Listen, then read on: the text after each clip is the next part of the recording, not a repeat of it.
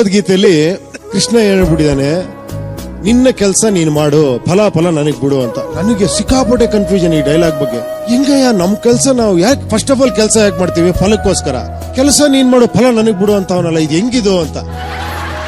ಆಮೇಲೆ ಅದ್ರ ಬಗ್ಗೆ ಡೀಪ್ ಆಗಿ ಯೋಚನೆ ಮಾಡಿ ಹೆಂಗ ಅನ್ನಿಸ್ತು ಅಂದ್ರೆ, ಈಗ ಅರ್ಜುನ ಬಾಣ ತಗೊಂಡು ಹೊಡಿತಾನೆ. ಅರ್ಜುನ ಕರ್ಣ ಸಾಯ್ಬೇಕು ಅಥವಾ ಇನ್ನೊಬ್ಬ ಯಾರೋ ಒಬ್ಬ ಸಾಯ್ಬೇಕು ಅನ್ನೋದೇ ಅವನ ಫಲ ಅಲ್ವಾ? ಸಾಯೋವರೆಗೂ ಹೊಡಿತಾ ಇರ್ತಾನೆ.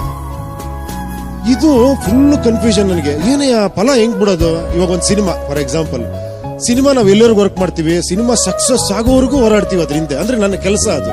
ಸಿನಿಮಾ ಚೆನ್ನಾಗಿ ಮಾಡೋದಷ್ಟೇ ಅಲ್ಲ, ಪಬ್ಲಿಸಿಟಿ ಮಾಡಬೇಕು, ಜನಕ್ಕೆ ಹತ್ರ ತಲುಪಿಸ್ಬೇಕು, ಜನ ಅದನ್ನ ನೋಡ್ಬೇಕು, ಜನ ಇಷ್ಟಪಡ್ಬೇಕು, ಅದು ಇನ್ನೊಂದಷ್ಟು ಜನಕ್ಕೆ ಸ್ಪ್ರೆಡ್ ಆಗ್ಬೇಕು. ಇದೆಲ್ಲ ಕೆಲಸಗಳು. ಇದೆಲ್ಲ ಕೆಲಸ ಆಗ್ತಿದ್ದಂಗೆ ಫಲ ಆಟೋಮೆಟಿಕ್ ಆಗಿ ಸಿಗುತ್ತೆ ಅಲ್ವಾ? ಅಂದ್ರೆ ಫಲ ಇಲ್ದೇನೆ ಕೆಲಸ ಯಾರು ಮಾಡಕ್ ಸಾಧ್ಯ ಇಲ್ಲ ಅಂತ ನನ್ನ ಮೈಂಡ್ ಸೆಟ್ ಆಗೋಗ್ಬಿಟ್ಟಿತ್ತು. ಆಮೇಲೆ ಬರ್ತಾ ಏನ್ ಹೇಳಿ, ಗಾಡ್ ಮೇಲ್ಗಡೆ ಇನ್ನೊಂದು ತೋರಿಸ್ತಾರೆ, ಇನ್ನೊಂದು ಪಿಕ್ಚರ್.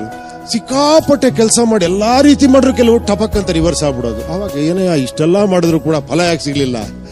ಆಮೇಲೆ ಅರ್ಥ ಆಯ್ತು, ಅಂದ್ರೆ ಫಲಾಪೇಕ್ಷೆ ಇದ್ದು ಕೆಲಸ ಮಾಡಿದಾಗ ಅದು ರಿವರ್ಸ್ ಹೊಡೆಯೋ ಚಾನ್ಸ್ ಇದೆ. ಫಲಾಪೇಕ್ಷೆ ಇಲ್ದೇನೆ ಕೆಲಸ ಮಾಡಿದಾಗ ಎಂಜಾಯ್ ಮಾಡಿ ಕೆಲಸ ಮಾಡ್ತೀವಿ, ಅದೇ ಅಲ್ವಾ ಫಲ. ಅಂದ್ರೆ ಏನಂದ್ರೆ ನಾವ್ ಯಾವಾಗಲೂ ಹ್ಯಾಪಿನೆಸ್ ನ ಪೋಸ್ಟ್ಪೋನ್ ಮಾಡ್ಬಿಡ್ತೀವಿ. ಏನಂದ್ರೆ ನನಗೆ ಈ ಸಿನಿಮಾ ಹಿಟ್ ಆದ್ಮೇಲೆ ನಾನು ಹ್ಯಾಪಿ, ಇದು 100 days ಹೋದ್ರೆ ನಾನು ಹ್ಯಾಪಿ. ಅಂದ್ರೆ ಮಾಡ್ತಿರುವಾಗ ನಾವು ಹ್ಯಾಪಿಯಾಗಿ ಇರಲ್ವಾ? ಮಾಡ್ಬೇಕಾದ್ರೆ ಹ್ಯಾಪಿಯಾಗಿ ಇದ್ಬಿಟ್ರೆ ಸಾಕು. ಅದೇ ನಿನ್ನ ಕೆಲಸ ನೀನ್ ಮಾಡೋ ಫಲಾಫಲ ನನಗೆ ಬಿಟ್ಟಿರೋದು ಅನ್ನೋದು ಆಮೇಲೆ ಅರ್ಥ ಆಯ್ತು.